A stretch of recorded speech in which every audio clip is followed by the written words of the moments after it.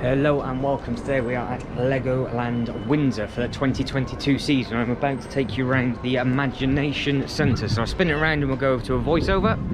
And just like that, we are at a voiceover. So first thing that we see is this massive T-Rex. However, it now does not breathe smoke. It sprays you. So as you go around, it gives loads and loads of spray off. Bearing in mind, it's probably only just gone, say 11:30ish in the morning, and there's that amount of water on the floor, so you can see it coming down. If you look carefully, you can see it coming between the cloud cover, and it's a really nice touch. They seem to have, Windsor and Billund for 2022, really gone to town with regards to all the different types of water features that they've added. So they've really done a lot more with regards to water and the things just working water related, and it does give off a really nice effect. So it's really nice to see. It's really nice to see that they've got all of that. So that's your big, obviously your big Technic dinosaur, and then you have the minifigure Morse shop, which I'm afraid is closed. Now they've got a Lego Reef. Now this Lego Reef is slightly different to the Lego Reef that they have over in Billund, because this one just has little baby bins, like little teeny tiny bins that you can just make some little small models on, and you have bits and pieces around the outside that you can obviously make things up with, and you get the inspiration off the wall. So there's lots and lots of models and everything to look at, which is really nice, and it is a nice area for the little ones and the big ones to come in and build. But the reason why I'm saying it is slightly different is because when we spin round, it has an absolutely massive Bugatti in here, and we can have a look at that all within the same room. So you can see it's got a nice sort of overhead display. It would be interesting if they incorporated the technology within this area that they have at the Lego house in Billund, because that is where you can make the fish and all the other bits and pieces, but then you actually scan your fish on to one of the machines, and then your fish would actually pop up on the wall, and then you just see it swimming around for a while. So it's just a little bit of different technology that they've got in the Lego house to Billund compared to here, but I think that would be a really nice sort of interactive thing for the little ones and the big ones to play with. Right, the Lego Technic car, the features were working, so you could actually use it this time compared to obviously the COVID season of 2020-2021 time, when they actually had this all completely blocked off, including the controls, so you couldn't actually obviously touch it.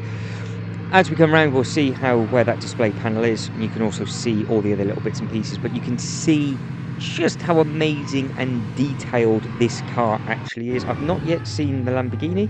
I'm not too sure if there is even one out and about, but it would be nice to think that they are going to make all of their massive cars, and obviously with the new Ferrari that has just come out as well, that would be very interesting with regards to, will they keep making these big cars and have them dotted around the different parks as sort of a Easter egg that you have to find them at the different Legolands that you go to, because that would certainly be an incentive for me to go to the different parks, because it then makes the parks completely different. Right, this is still the Imagination Land, so this whole video is just this one big area, because I've done the beginning, which is obviously the beginning getting to here, and then all the videos are the areas on the map, so you can easily see on the map where everything is. So this is the new Ben & Jerry's ice cream store. This opened up in 2021, and then I thought I would walk behind here just to see where it loops, because I started the video just up those stairs, and then you can now see the Miniland just here, which again is in a different video.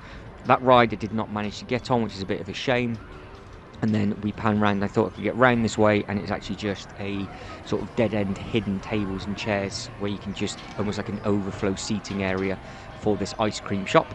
And then we'll carry on walking down. I do believe we will get to the Lego Education Centre, which is where obviously a lot of schools go to, and they teach different techniques of building and sort of programming and all that side of things.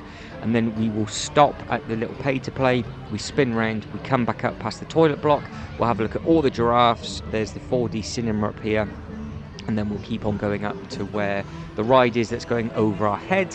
And then we'll go up a little bit further, and then we've got the mole pole, and then we've got a little bit of history about the actual area of that as well, and when it was built, the amount of bricks that were used, and a little bit of history of Windsor. So this is a nice little pocket of the park. Depending on the time of day that you come, it can be very busy. This is still sort of when everybody is flooding into the park, and because that other area was closed at the top. So if you are watching this after the beginning video, or you watched the beginning video, I said at the top of the park by the Lego shop there was actually an area closed because they were in the process of doing some bits and pieces. So it sort of fed everybody down this way, and then when you get down to this way it does split into two areas where you can either come into the Imagination Centre or kick straight into the Miniland.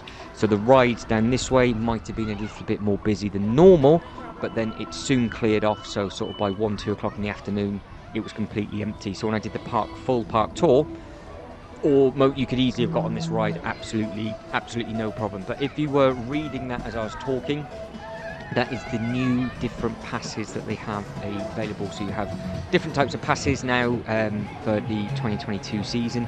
In the comments below, let me know if you have renewed your pass. Let me know what one you have gone for.